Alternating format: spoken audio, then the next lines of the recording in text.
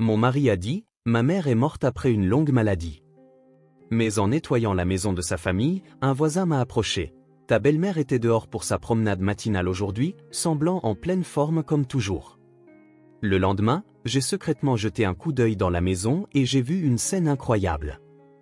Avant de commencer l'histoire, n'oubliez pas de laisser un like et de vous abonner à la chaîne pour voir plus d'histoires comme celle-ci.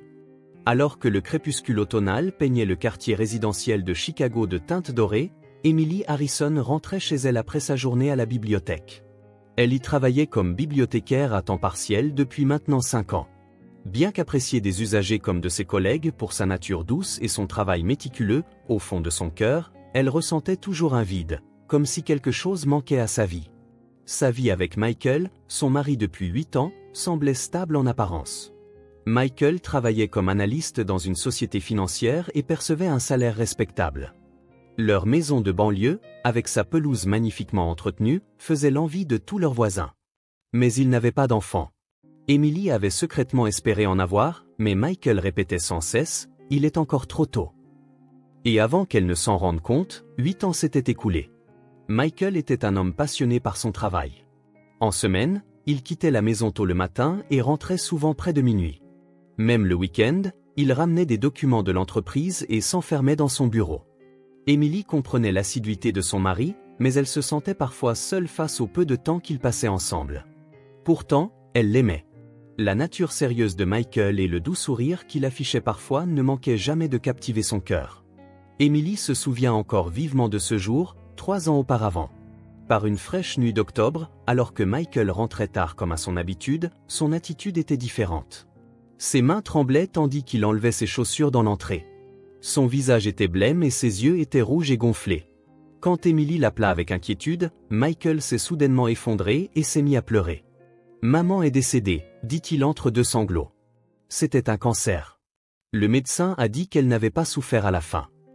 Emily était sous le choc. Elle n'avait jamais entendu parler de la maladie de Margaret, la mère de Michael.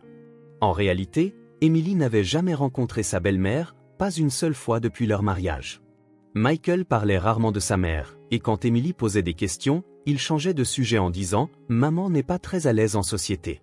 « Et pour les funérailles ?» demanda Emily. Michael répondit « C'est déjà fait. Selon les dernières volontés de ma mère, juste la famille proche. Je suis désolé, mais maman ne voulait voir personne d'autre que moi jusqu'à la toute fin. La maladie l'avait rendue difficile. » Emily était déconcertée. Elle se sentait partagée à l'idée de ne pas avoir pu assister au dernier moment de sa belle-mère ni à ses funérailles, mais elle ne pouvait rien dire face au chagrin de son mari. Michael ajouta qu'il prévoyait également de vendre la maison familiale. « Il y a trop de souvenirs douloureux. Je veux prendre un nouveau départ. » Après cela, Michael ne parla plus jamais de sa mère. Quand Emily demandait à voir des photos de sa belle-mère, il disait « Ça me rend triste de les regarder » et ne lui montrait que quelques vieilles photos Polaroid. Même ces clichés étaient pris de loin ou étaient flous, rendant impossible de distinguer clairement le visage de Margaret. Emily tenta de comprendre le deuil de son mari. Cependant, avec le temps, elle commença à sentir que quelque chose clochait. L'amour de Michael pour sa mère semblait sincère, mais en même temps, elle ne pouvait s'empêcher de penser qu'il cachait quelque chose. La routine quotidienne du couple resta inchangée en apparence. Michael continuait de se jeter à corps perdu dans son travail, et Emily se concentrait sur son emploi à la bibliothèque et les tâches ménagères. Cependant, une faille invisible s'était creusée entre eux. Michael passait encore plus de temps dans son bureau, et ses conversations avec Emily devinrent moins fréquentes qu'auparavant. Emily pensait que son mari n'arrivait pas à se remettre de la mort de sa mère et essaya de le soutenir aussi doucement que possible. La 2e semaine de novembre, Michael devait se rendre à New York pour un voyage d'affaires. C'était une conférence majeure dans le secteur financier, et il serait absent pendant environ une semaine. Après avoir accompagné son mari à l'aéroport, Emily se sentit soulagée d'avoir un peu de temps pour elle, pour la première fois depuis longtemps. Le 3e soir, Emily organisait les finances du ménage dans le bureau de son mari. Michael était de nature méticuleuse et classait correctement tous les documents importants.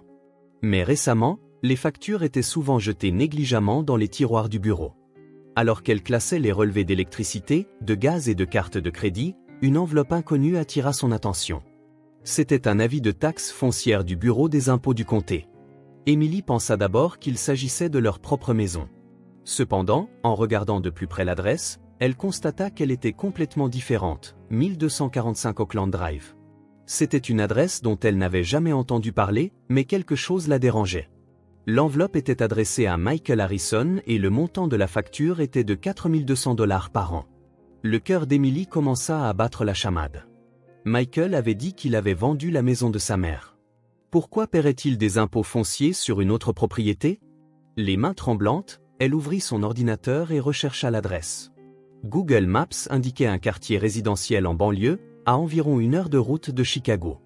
Lorsqu'elle consulta Street View, elle vit une maison à 2 étages qui semblait avoir été construite dans les années 1960. Des murs extérieurs blancs, un toit bleu et un grand chêne dans le jardin. Ce n'était pas luxueux, mais c'était une maison ordinaire et bien entretenue. Une anxiété inexplicable envahit la poitrine d'Emily. Le lendemain matin, Emily prétexta être malade pour ne pas aller à la bibliothèque. Puis elle prit la route pour Oakland Drive. Le ciel de novembre était couvert de lourds nuages et une pluie fine tombait par intermittence. En entrant dans le quartier résidentiel, des feuilles mortes jonchaient les trottoirs, et de nombreuses maisons avaient terminé l'entretien de leur jardin. Cependant, la maison du 1245 était différente. Elle gara sa voiture devant la maison et eut le souffle coupé. La pelouse était magnifiquement tondue, et des fleurs de fin d'automne étaient plantées dans les parterres près de l'entrée. Il y avait un journal dans la boîte aux lettres, et des signes évidents montraient que quelqu'un y vivait. Était-ce vraiment la maison de sa belle-mère, décédée 3 ans plus tôt? Emily sortit de la voiture et s'approcha de la porte d'entrée. À côté de la porte se trouvait une petite plaque gravée du nom « Harrison ». Son esprit était en plein tumulte, mais la curiosité l'emporta sur la peur. Elle essaya de sonner, mais personne ne répondit. Elle tenta de regarder par les fenêtres, mais les rideaux étaient tirés. Alors qu'elle était assise dans sa voiture, en pleine réflexion, une femme âgée sortit de la maison voisine. La femme regarda curieusement la voiture d'Emily, mais finit par s'approcher. « Puis-je vous aider ?» demanda gentiment la femme. Emily mentit instinctivement. « En fait, je cherche une parente qui vivait dans cette maison. Quelqu'un du nom de Harrison. »« Oh, vous voulez dire Margaret ?» répondit la femme d'un air enjoué. « Je suis Helen Wilson. J'habite juste à côté. Margaret est sortie faire des courses, je crois. Elle va toujours au supermarché le mercredi après-midi. » Le monde d'Emily vacilla. Margaret était en vie. Elle était sortie faire des courses. Sa belle-mère, censée être morte d'un cancer il y a 3 ans, vivait toujours dans cette maison. « Je vois », parvint à répondre Emily. « Alors je reviendrai une autre fois. »« Oh, de quelle parente s'agit-il ? » Son fils Michael passe parfois, mais c'est la première fois que je rencontre quelqu'un d'autre.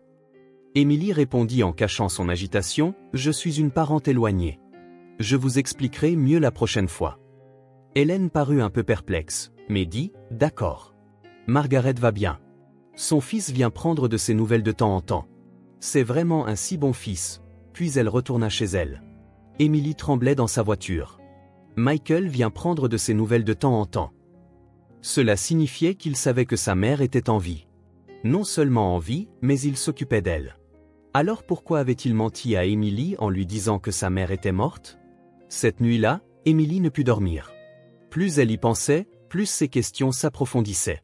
Pourquoi Michael cachait-il l'existence de sa mère?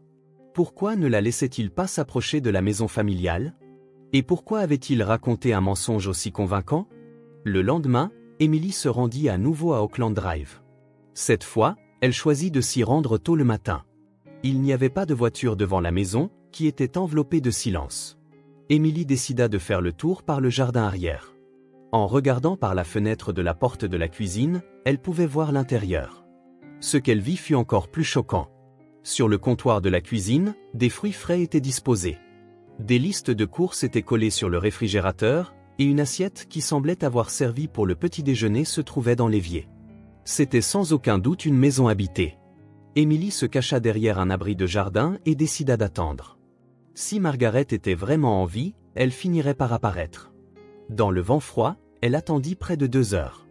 Vers 14 heures, une présence se manifesta à l'intérieur de la maison. Elle put voir une ombre bouger les rideaux d'une fenêtre du 2e étage. Le cœur d'Emily se mit à battre violemment. Il y avait vraiment quelqu'un. La mère de Michael vivait dans cette maison depuis 3 ans. Pourquoi son mari avait-il menti? Pourquoi continuait-il à cacher l'existence de sa mère? Est-ce que Margaret était au courant de son existence à elle? D'innombrables questions tourbillonnaient dans l'esprit d'Emily. Le lendemain matin, Emily se dirigea de bonne heure vers Oakland Drive. Michael devait rentrer de son voyage d'affaires le soir suivant. Aujourd'hui pourrait être sa dernière chance de découvrir la vérité. La matinée de novembre était glaciale et une fine couche de glace s'était formée sur le pare-brise de sa voiture. Quand elle arriva vers 9 heures, le quartier résidentiel était déjà plongé dans ses activités quotidiennes. Les voix des enfants allant à l'école, les gens promenant leurs chiens, les résidents sortant leurs poubelles. Personne ne pouvait imaginer qu'un secret qui allait transformer la vie d'Emily était caché dans cette scène paisible. Emily gara sa voiture à une courte distance de la maison et observa la situation. Une lumière chaude filtrait des fenêtres du rez-de-chaussée et quelqu'un semblait préparer le petit déjeuner dans la cuisine. Par moments, elle pouvait apercevoir une silhouette passer devant la fenêtre. Il y avait bien une personne vivante à l'intérieur. Après 10 heures, Emily décida de sortir de sa voiture. Cette fois, elle avait préparé une raison plausible. Si quelqu'un l'interrogeait, elle prévoyait d'expliquer qu'elle venait se présenter en tant que nouvelle voisine. Alors qu'elle se dirigeait vers la porte d'entrée, la porte de la maison voisine s'ouvrit. « N'êtes-vous pas la personne d'hier » Ellen Wilson, qu'elle avait rencontrée la veille, passa la tête par l'entrée, vêtue d'un tablier. Elle tenait un journal du matin et semblait tout juste être sortie pour le récupérer. « Bonjour » répondit Emily. « Merci pour hier. J'espérais rencontrer Margaret aujourd'hui. » Ellen afficha un sourire amical. « Je vois. Mais malheureusement, Margaret est sortie tôt ce matin. Elle fait une promenade vers 7 heures tous les matins, c'est sa routine quotidienne. » Le cœur d'Emily fit un bond. Une promenade. Sa belle-mère, censée être morte d'un cancer il y a 3 ans, faisait des promenades quotidiennes. « Une promenade » dit Emily, essayant de réprimer le tremblement dans sa voix. « Oui, elle est vraiment énergique, c'est admirable. » On ne dirait pas qu'elle a 68 ans, continua Hélène. Je l'ai vue vers 7h30 ce matin aussi. Quand je lui ai crié « Bonjour, Margaret », elle m'a fait un signe de la main comme d'habitude. C'est vraiment une personne merveilleuse. Emily resta sans voix. Margaret était bel et bien vivante et en assez bonne santé pour se promener. Excusez-moi, Emily rassembla son courage pour demander « Pourriez-vous me parler de la famille de Margaret ? Je crois que son fils s'appelle Michael. » Le visage d'Hélène s'illumina. Oui, Michael. C'est vraiment un bon fils. Il prend si bien soin de sa mère. Il semble très occupé par son travail et ne peut pas passer beaucoup en semaine, mais il vient toujours prendre de ses nouvelles le week-end. Je vois. Emily gardait une contenance en surface, mais à l'intérieur, c'était le chaos. D'autres membres de la famille ? Eh bien, je ne connais pas les détails, mais j'ai entendu dire que Michael est marié, mais je n'ai jamais rencontré sa femme. Margaret parle souvent de son fils, mais pas beaucoup de sa belle-fille. À cet instant, quelque chose se brisa en Emily. Michael avait parlé de son mariage à sa mère. Mais il n'avait pas parlé en détail de l'existence d'Emily. Pourquoi ? Se pourrait-il que ? Dit soudainement Hélène. Seriez-vous par hasard la femme de Michael ? Emily fut momentanément à court de mots. Cependant, elle jugea que mentir ici ne serait pas judicieux. En fait, oui, répondit doucement Emily. Je suis Emily, la femme de Michael. Le visage d'Hélène s'illumina de surprise et de joie. Mon Dieu, enchantée de vous connaître. Vous êtes si belle. Margaret sera si heureuse. Enfin rencontrer la femme de son fils. Enfin. Oui. Margaret a toujours dit, j'aimerais rencontrer la femme de mon fils. Mais elle ajoutait, je suis sûre qu'elle doit être occupée. Aujourd'hui est vraiment une journée merveilleuse. Emily était confuse.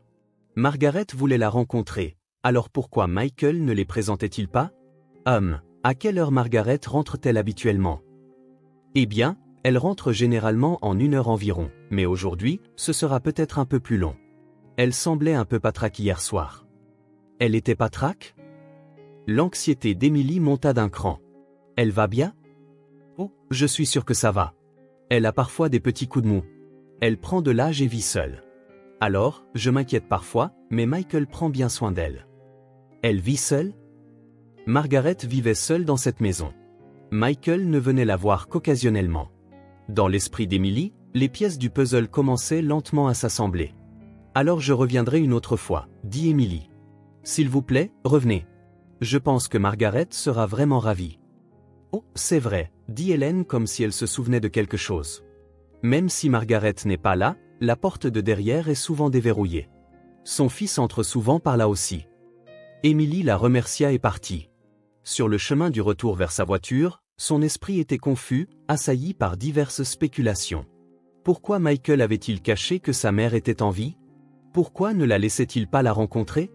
Et quel était l'état de santé de Margaret? Ce soir-là, Émilie repassa devant la maison.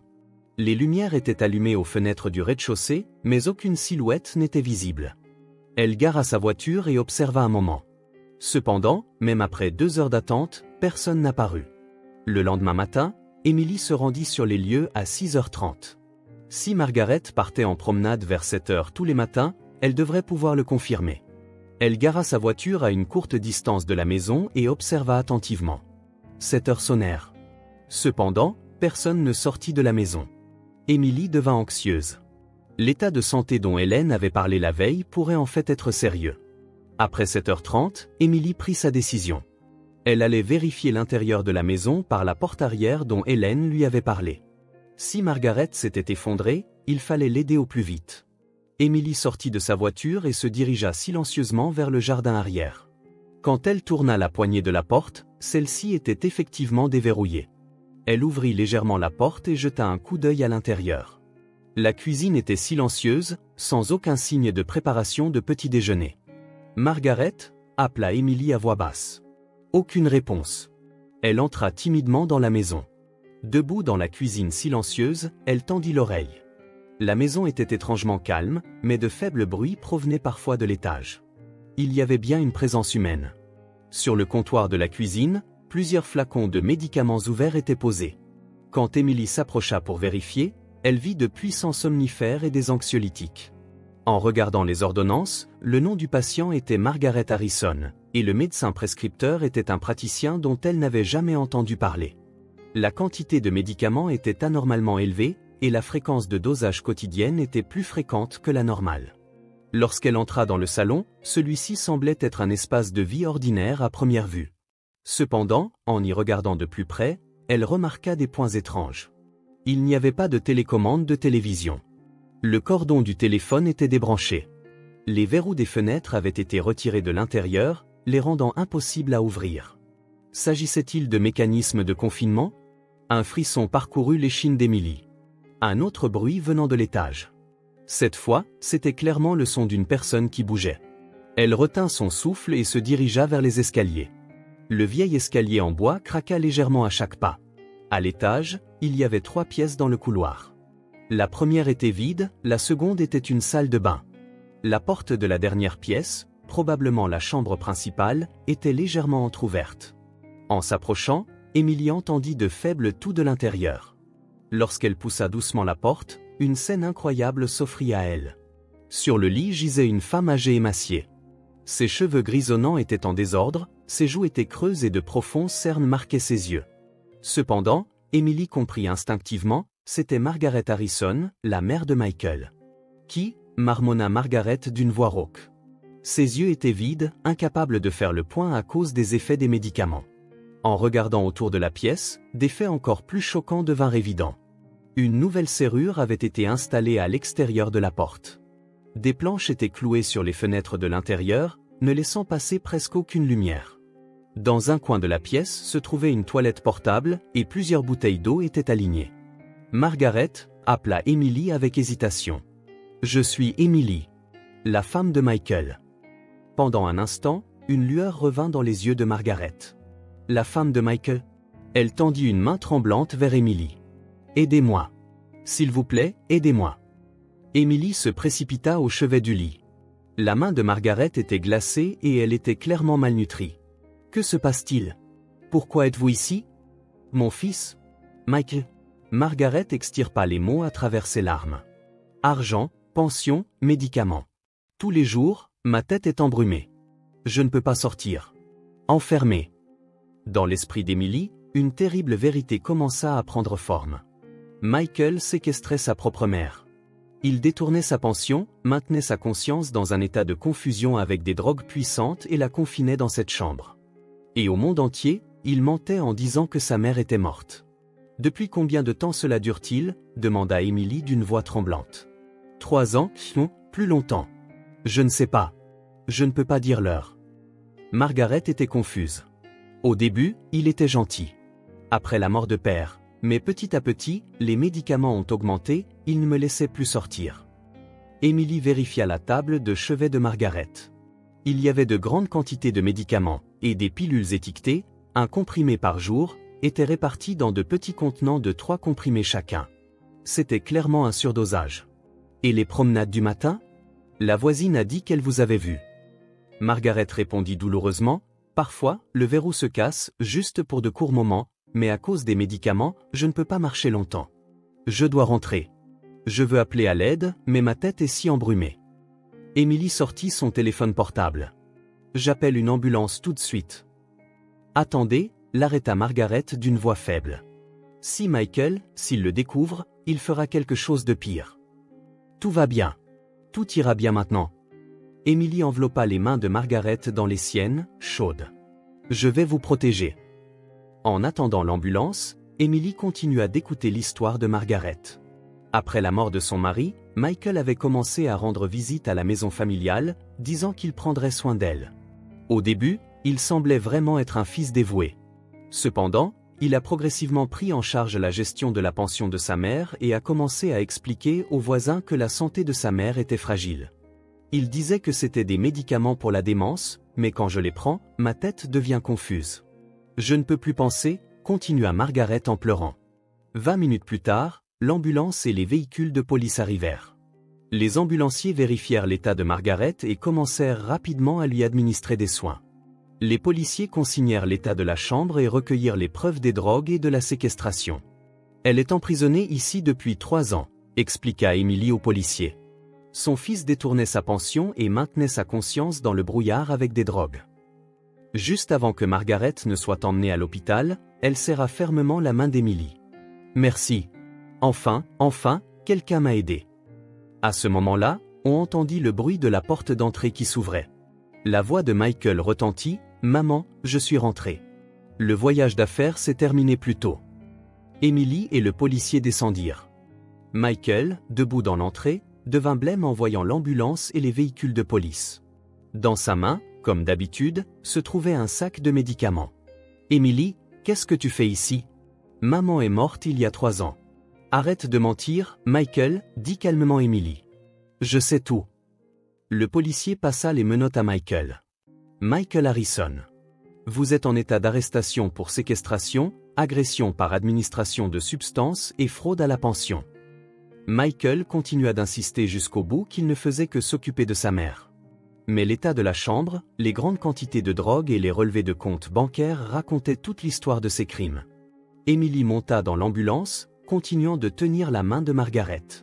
6 mois plus tard, Margaret s'était complètement rétablie. Pendant 3 mois de traitement hospitalier, les effets des drogues furent complètement éliminés, et avec une nutrition adéquate et des soins médicaux, elle retrouva sa vitalité et son intelligence d'origine.